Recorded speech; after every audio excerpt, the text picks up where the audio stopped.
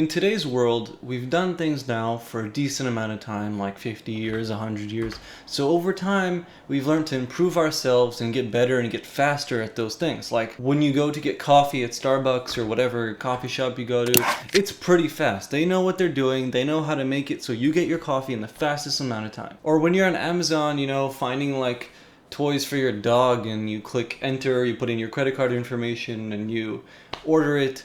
It comes to your house very fast because of their system. And also, just the credit card processing takes a couple seconds while it could have taken maybe 5 minutes 20 years ago. It's very similar with our code. We're jumping into things like React and Vue, which are very, very, very fast comparing to what we've been using, 20 years ago. Code is constantly evolving. We're constantly finding things that are better, that are faster, and we're using them all the time. Imagine if you were texting your friend on your phone, you're saying like, hey, what's up? You want to hang out? And it took 10 minutes for your friend to get it. We don't realize how spoiled we are with everything around us being so freaking fast. And while for a lot of things, you don't actually need to optimize your code, and you probably shouldn't prioritize it like a landing page or like an email subscribing button, like things that you shouldn't spend a lot of time on. You should focus your priorities on maybe making it look better and making them more intrigued to use that specific feature than it being fast. But speed is usually very important because people like convenience, and slow is inconvenient, and that drives people away. When it comes to algorithms, and more specifically machine learning and AI, you need to have optimized code. You can have something that should run in a day and it actually takes a month because of the way you wrote things out. Now, I know it's a bit of an exaggeration, but you can actually have things take a long time, especially when you're dealing with big data like Google or Facebook or any of these big platforms are using. And that's where time complexity and big O notation come in. And more specifically, big O notation will tell you how your code is going to work relative to your input size. If you have a small input size, you can calculate how it's going to work. If you have a big input size, you can also see how it works, and you can see, is it going to be better as the number gets larger, or is it going to get worse, or does it need to be sorted, it doesn't need to be unsorted.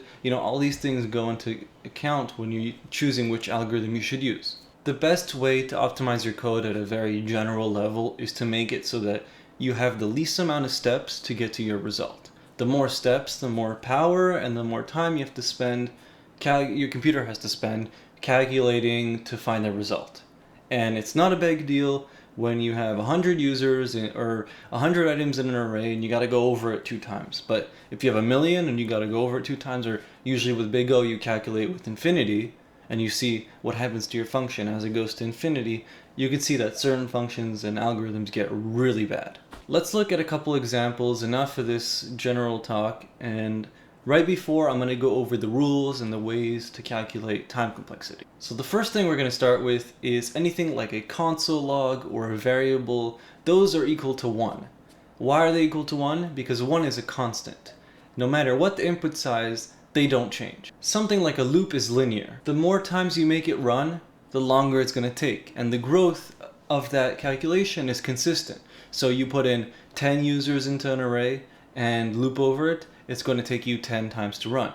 If you put in 1,000,000, it's going to take you 1,000,000, and that growth is consistent all the way to infinity. So that's going to be equal to n. Then we have certain algorithms like binary search or binary conversion, which I'm going to go over, I think, in tomorrow's video, where they take a problem and they divide it, and they keep dividing it until they find their solution. So that's log n.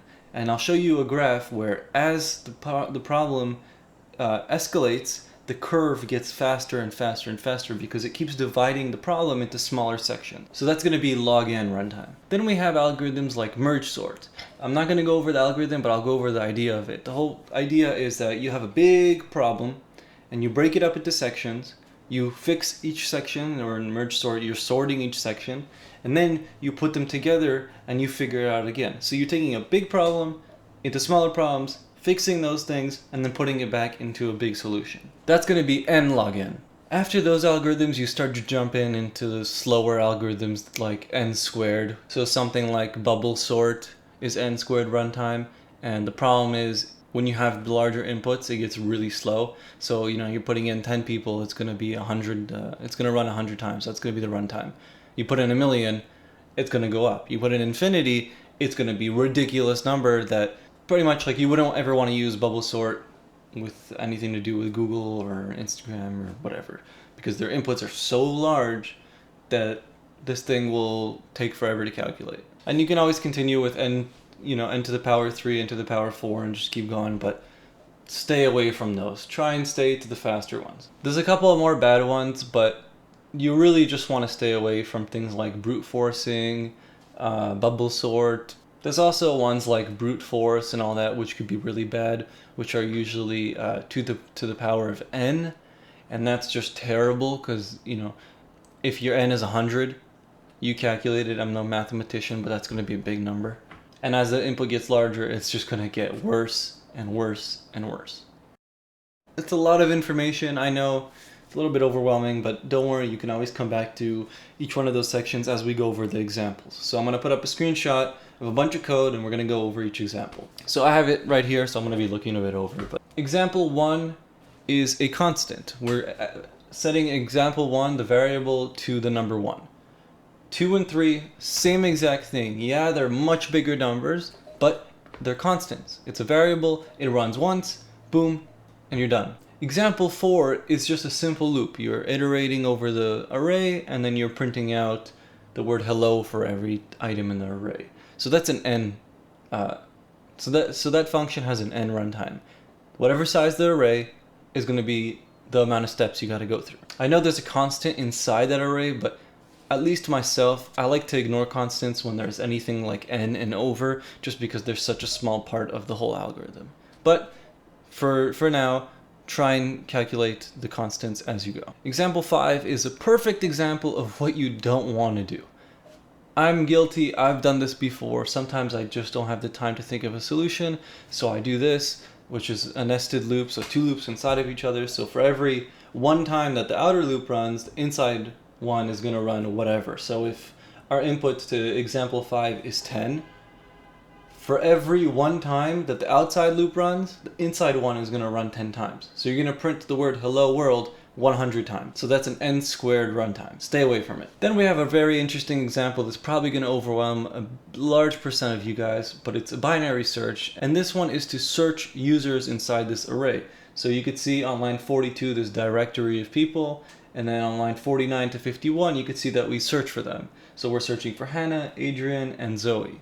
And it will return 5, 0, and 18, which are their locations, the index, their locations by index of array. So if you see 5 for Hannah, and you count the amount of people before Hannah, it's actually 6, or she's the 6th person, because the arrays start with 0, so it's like 0, 1, 2, 3, 4, 5, 6. But binary search is an example of log n. You have this big array of people, and it's going to keep going back and forth. It's very similar to the 20 questions games a lot of people play as kids, where your friend chooses a number, like let's say they choose 22, but they don't tell you the number, and you start guessing, so you say 50, and they tell you lower, and you say 10, and they tell you up. So now you know it's been between 10 and 50, and then you just keep going, and keep getting smaller and smaller and smaller. So with binary search, if you guys actually find some examples, or there's probably like a binary search calculator online, you can put in like a really big number and see that it doesn't take that many turns to get to your solution. Versus doing something like brute force, like a linear search, where you're literally counting from 1 to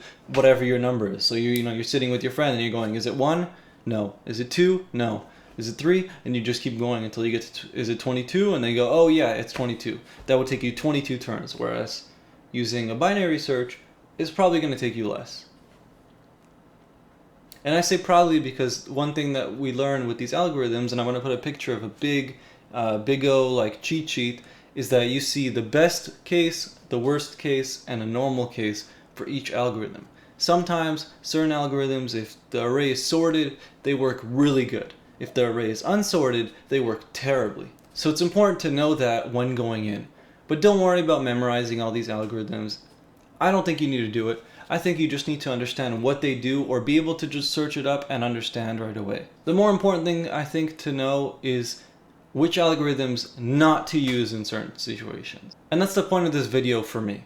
I want to show you guys how to calculate runtime. Even if you're working on like a web application, just maybe keep an eye, see if you can do it. But don't let it take your focus off the final product, which is making a good, clean app. I hope this video brought you value. I'm going to be doing, I think, a part 2 on this, where we actually take a bunch of algorithm examples once we go over them and we compare them. So like this is YouTube video, I'll link it below, where you have like 20 different searching algorithms and you can see them all race to the finish line and with the same input. I think it was sorting algorithms, not searching algorithms. If you enjoy my content, you can subscribe and help me get to that 1,000 mark. I hope you guys enjoyed this video, and I'm gonna see you in the next one.